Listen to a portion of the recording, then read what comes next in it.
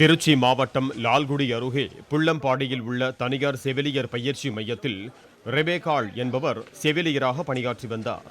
நேற்று மாலை இவரை பாம்பு ஒன்று கடித்து விட்டதாகவும் உடனே அங்கிருந்த செவிலியர் இதற்கு ஊசி போட்டதாகவும் கூறப்படுகிறது. அப்போது மயங்கி விழுந்த ரெபேக்காளை மேல் சிகிச்சைக்காக கொண்டு செல்லும் போது அவர் ஏற்கனவே உயிரிழந்து விட்டதாக மருத்துவர்கள் தெரிவித்தனர். இதனால் ஆத்திரமடைந்த மாணவியின் பெற்றோர் மற்றும் உறவினர்கள் மருத்துவமனையை முற்றுகையிட்டு போராட்டம் நடத்தினர். மருத்துவமனை முதல்வர் ஊசி போட்ட செவிலியர் மீது நடவடிக்கை எடுக்க வேண்டும் எனவும் அவர்கள் வலியுறுத்தினர். கொஞ்ச நாளாக பள்ளிக்கூடத்தில் டார்ச்சர் கொடுத்துக்கிட்டே இருந்திருக்காங்க. இவன் லீவில் கொஞ்ச நாள் இருந்து வீட்டில் இருந்துட்டு போய் 4 நாள் தான் ஆகுது. திடீர்னு எங்களுக்கு ஃபோன் வந்துச்சு, பூச்சி கடிச்சு இறந்து போச்சு அப்படின்னு சொல்லி அவங்க உடனே லால்குடி கொண்டு வரோம், அங்கே வாங்கன்னு சொல்லிட்டாங்க. இங்கே வந்து பார்த்தாக்க அந்த பொண்ணு இறந்துருந்துச்சு. அந்த சாவில் எங்களுக்கு சந்தேகம் இருக்குது. சம்பவ இடத்திற்கு வந்த லால்குடி வருவாய் கோட்டாட்சியர் மற்றும் காவல்துறை அதிகாரிகள் மாணவியின் இறப்பு சான்றிதழ் கிடைத்ததும் உடனடி நடவடிக்கை எடுக்கப்படும் என கூறியதை அடுத்து போராட்டம் கைவிடப்பட்டது.